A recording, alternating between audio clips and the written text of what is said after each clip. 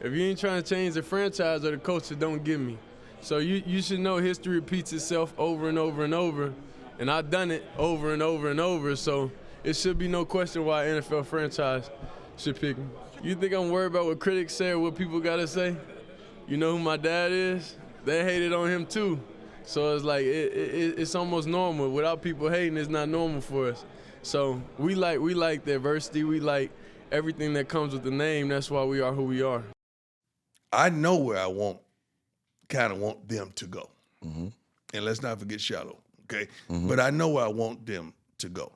So there's certain cities that ain't gonna happen.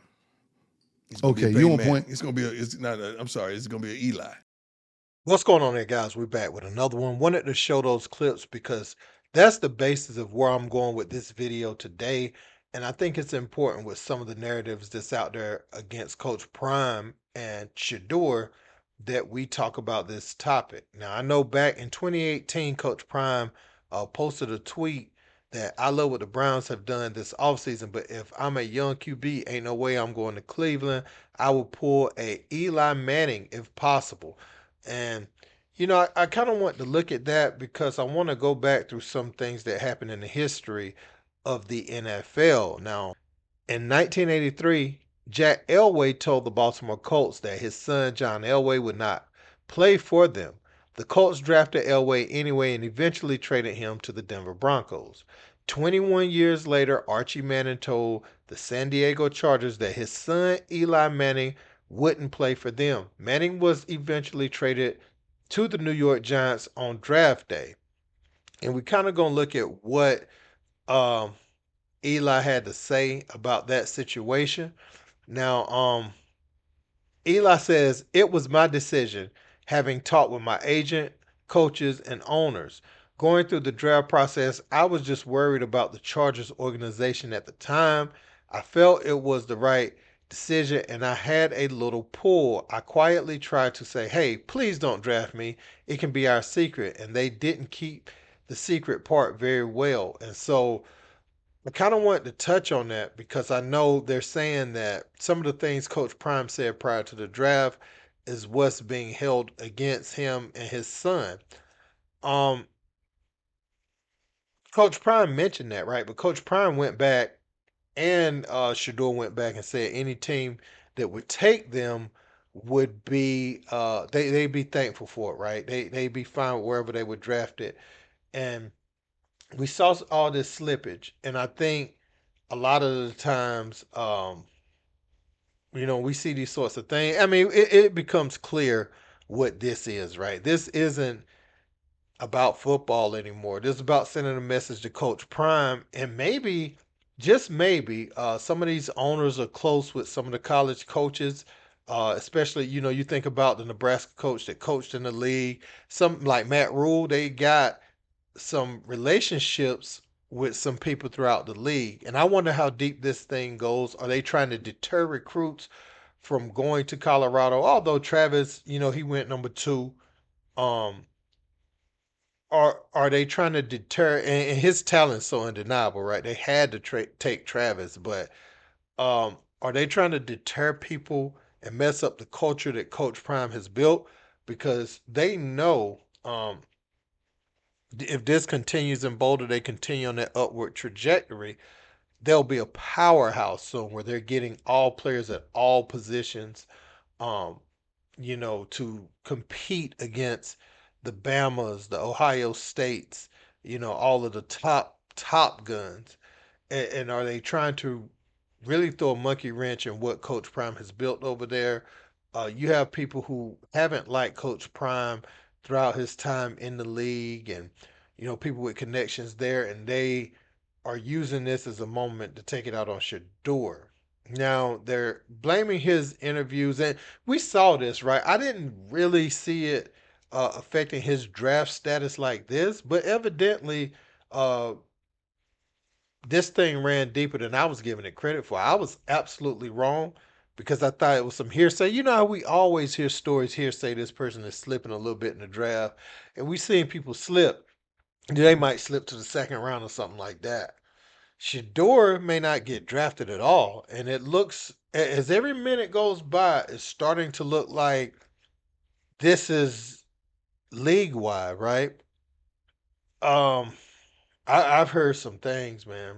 I've heard some things uh, about some of those meetings from people that have known Shedeur, some people that got connections in the league, and how some of those meetings went. I am told uh, that some people really had some choice words, even with Shedeur in some of those meetings.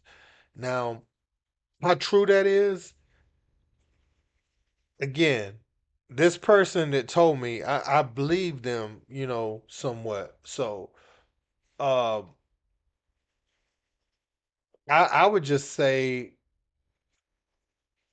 if you turn on Shedeur's tape and you look at the things he's done between those lines, like what has Shedeur really done? I mean, that's that bad. That is what I'm saying. Like, what has he done that's so bad that you feel like he couldn't lead your team?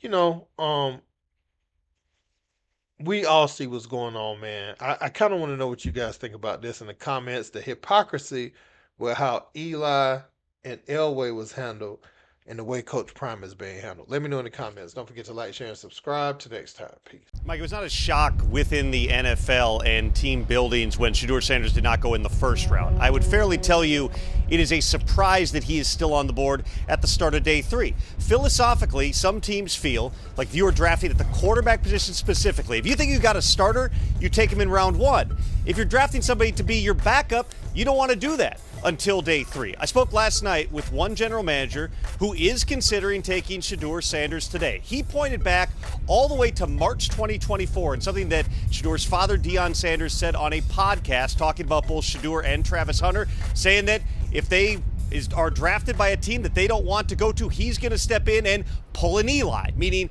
force those players to not actually go to that team and try to get them traded.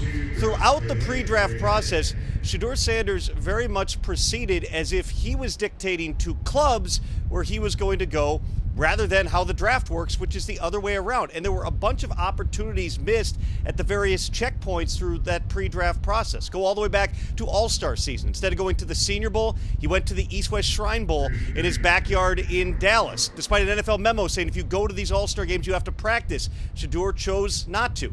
At the Combine, it is now well documented some of his formal interviews did not go well. One assistant coach told me in all his years, it was the worst formal interview he'd ever been through. People said that Shedeur was trying to dictate how he wanted things to go and made them feel small. Even at the Pro Day, the entire Big 12 had an event in Dallas. Shedeur was there, but did not work out. He had a showcase instead in Colorado. All of which is to say, for a player who had a variety of questions both about the talent level, how he would fit into an NFL system, how he would adjust from his play style in college, but also about the potential culture shock of for the first time playing for someone who is not his father.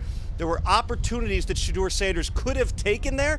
He seemed to feel as if he was in an elite category where he could choose the few teams he wanted to go to. Now some of those very same teams that might be considering taking Shedeur today didn't get those opportunities to answer their questions. What teams want on these visits, and we can debate whether they should, but what they want is to hear a player that is coachable, that is willing to accept information, that is willing to adapt when they're being asked to adapt. He didn't communicate that on a lot of these visits. Again, we could debate this, but I'm just telling you that that's what these teams got, and that's what Tom is communicating here as well. Okay, so landing spots today potentially for Shedeur Sanders, without outing that GM that told you he's thinking about taking him.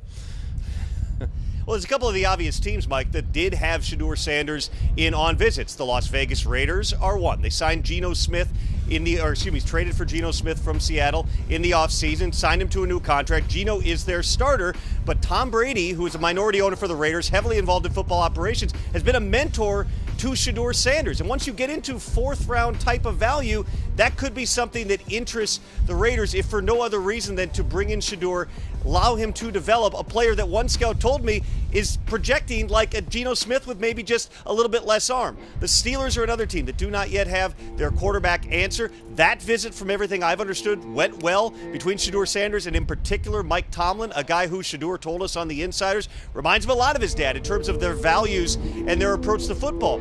You also now, again, because you're in day 3, have to start thinking about some teams that do not have obvious quarterback needs. Again, because GMs are looking at the board, and there may be somewhere Shedeur Sanders is the outlier right now. Think about a team like, just throwing one out, the Philadelphia Eagles. They want to be a quarterback factory. Howie Roseman likes to draft one every year, Mike. They're comfortable. They're coming off a Super Bowl win. They've got Jalen Hurts. Nobody thinks Shedeur's coming in and challenging for the job. Maybe a team like that could come out of the darkness and stop Shedeur Sanders from sliding any further.